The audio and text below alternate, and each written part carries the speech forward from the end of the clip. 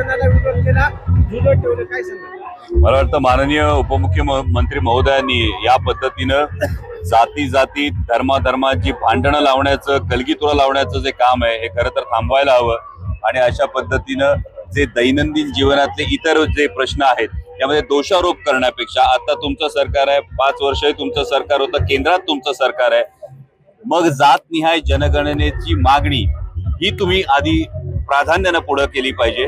जर बिहार सारखं राज्य आता करू शकतं तर महाराष्ट्रानं सुद्धा या पद्धतीने जातनिहाय जनगणना ही केली पाहिजे आणि त्यातून हे जे आकारण वर्षानुवर्ष 18 पगड जातीचा समाज जो सातत्यानं एकत्र नांदत होता, यामध्ये कुठेतरी अशी विधानं करून मिठाचा खडा टाकण्यापेक्षा मला वाटतं त्यांनी जातनिहाय जनगणनेची मागणी ही प्राधान्यानं पुढे आणावी आणि त्या पद्धतीनं सगळ्या कसोट्यांवर टिकेल असं आरक्षण हे मराठा समाजाला 100% देण्यात यावं। आणि त्याचबरोबर महाराष्ट्रामध्ये, देशामध्ये महागाई सारखे प्रश्न असतील, बेरोजगारी सारखे प्रश्न असतील, या सगळ्यापासून लक्ष विचलित करण्यासाठी वेगळं काहीतरी विधान करून वेगळ्या दिशेने भडकावणं हे खरोखर थांबवायला हवं। महाराष्ट्राच्या बाबतीत जर विचार केला तर अव्याहतपणे 55 वर्ष उद्योगधंदे असतील, शेती व्यवसाय असतील, IT क्षेत्र असतील, या प्रत्येक क्षेत्रामध्ये आदरणीय शरदचंद्रजी पवार साहेबांनी दिलेलं भरीव योगदान आणि त्यातून मिळालेला कोट्यावधी तरुणांना मिळालेला रोजगार, त्यात होणारी प्रगतीमध्ये पवार साहेबांचं योगदान हे संपूर्ण महाराष्ट्राला ठाऊक आहे। त्यामुळे कुठेतरी अशी वैयक्तिक टीका करण्यापेक्षा मराठा समाजाची जी आरक्षणाची मागणी आहे ती योग्य पद्धतीने धसास कशी लावता येईल यामध्ये माननीय उपमुख्यमंत्र्यांनी पूर्ण लक्ष दिलं तर जास्त बरं होईल।